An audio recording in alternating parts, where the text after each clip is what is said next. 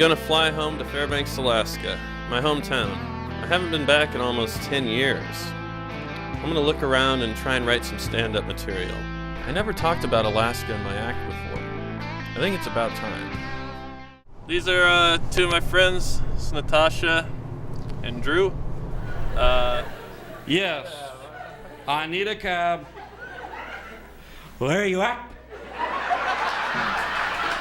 How did you guys feel when Jack did his Eskimo voice at the comedy show? Do you think it was funny or do you No, find it that offensive? shit is really offensive. I mean, especially for me, I grew up in the village. Like I said, most of my family's from the village, and I mean, I got my aunts and some of the elders. You know, we all talk in broken English, and I mean, I don't find it funny at all because I mean, you're pretty much laughing at me and my family, and I never have.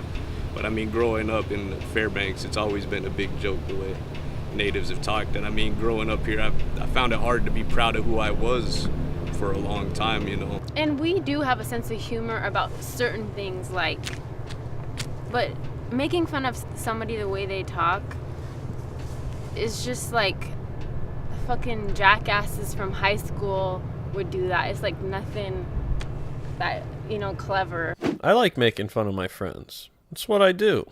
Every movie set in Alaska has like some weird character that doesn't belong in there, like guy's like, hey man, let me get a pack of gum, and the guy behind the counter is like randomly some Indian guy that's like, oh,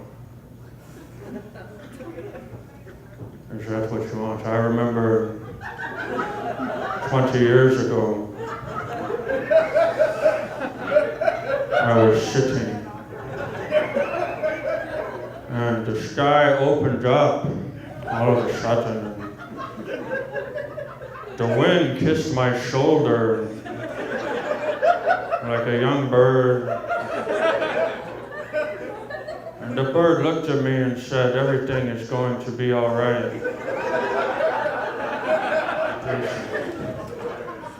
Go, my son, make your people proud of you. $1.29. Thank you.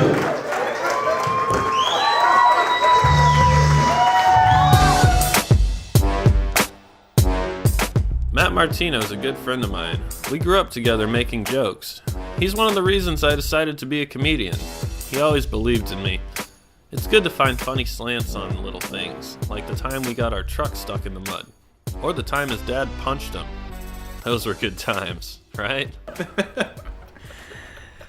That was that night you were clowning on those girls. We never went to sleep that night. We went to my house at like 5, 6 in the morning, remember?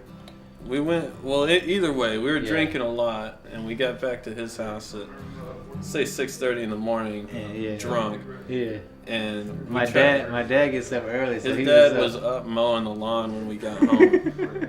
And our plan was to act really cool as though we had just woken up really early, right?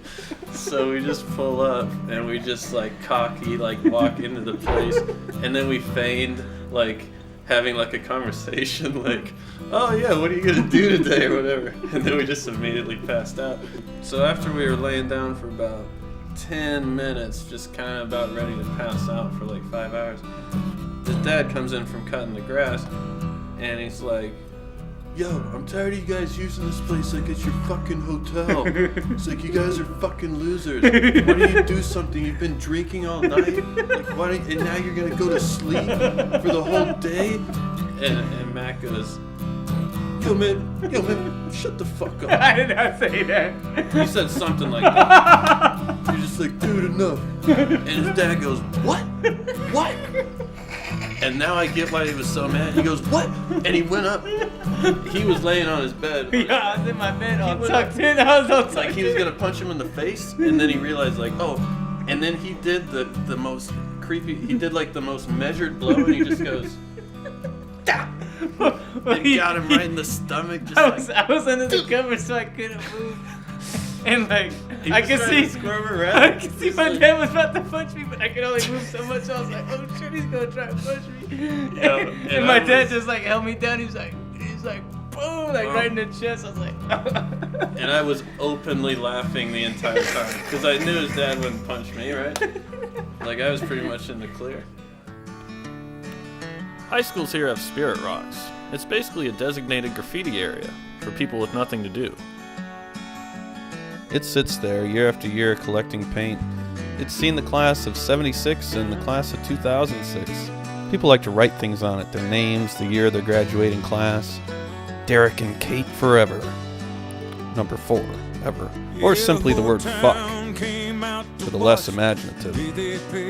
When I visited, the most important words I could think to write were study and condom. Yeah, you need those. Why am I in such a bad mood? I mean, what's the travesty here, man? It's not that bad. There's open space as far as you can see, plenty of beer and good people that are happy to see me, even a place to do comedy. My mom always told me that was a problem of mine, and my ex-girlfriend, and my other ex-girlfriend, and my friends, and strangers. Alright, I gotta chill out. You are trying to sell this place as a real dive, aren't you? Really, the Mecca, the pawn shop.